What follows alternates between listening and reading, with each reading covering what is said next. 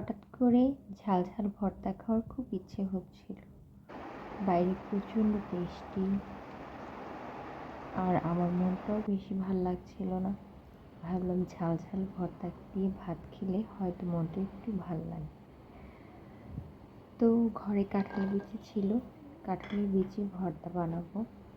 এছাড়া আর একটা ভর্তা বানাবো, দেখতে থাকবো, দেখলেই বুঝতে পারবেন।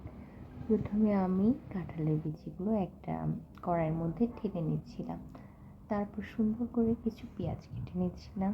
পেঁয়াজগুলো কুচি কুচি করে কেটে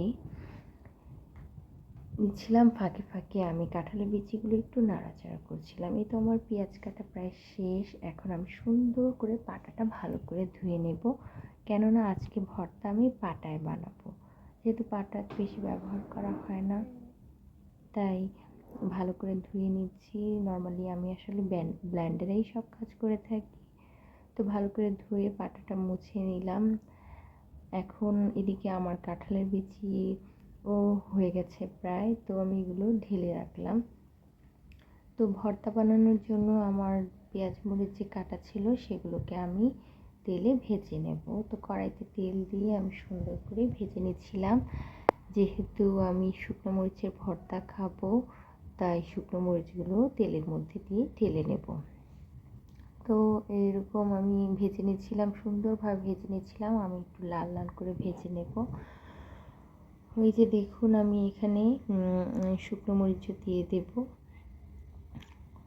তো আমি 3টা শুকনো মরিচ দেব, যেহেতু আমি আসলে একটু ঝাল ঝাল খেতে চাচ্ছিলাম, তাই 3টা শুকনো মরিচ দিয়ে নিলাম।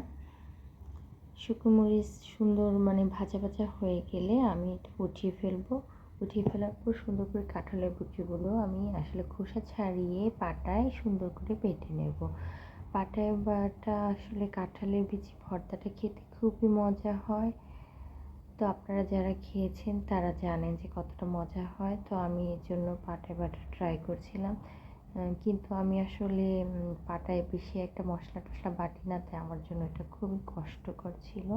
তারপর যেহেতু আশা করেছি তাই করছিলাম। তো এই যে বেটে নিচ্ছিলাম পাটায় ভর্তা। তো ভর্তা বাটা এখন শেষ। এই যে আমার ভর্তা রেডি। আমি একটু সরষের তেল দিয়ে মেখে নিচ্ছিলাম। আরেকটা ভর্তা আমি বানাবো, সেটা হচ্ছে গরুর মাংসের ভর্তা। আসলে এটা আমার ফার্স্ট ট্রাই, কারণ এর আগে আমি কখনো এই ভর্তাটা ট্রাই করিনি।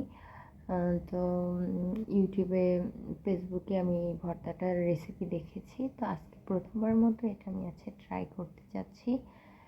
তো এখানে আমি পেঁয়াজ, রসুন, শুকনো মরিচ আর ওই যে সেদ্ধ করে রাখা গরুর মাংস, যেগুলো আমি আসলে একটু আদা, রসুন, পেঁয়াজ আর লবণ দিয়ে সিদ্ধ করে রেখেছিলাম, ওইটা আর কি এখানে দিয়ে ভালো করে ভেজে নিচ্ছিলাম। তো ভাজা ভাজা হয়ে গেলে এবার আমি আসলে ভর্তাটা ব্লেন্ডারে করব। তো ব্লেন্ডারে দিলাম। এই যে দেখুন, আমার ভর্তা রেডি। আচ্ছা, কেমন হয়েছে? খেতে কিন্তু খুব মজা হয়েছে।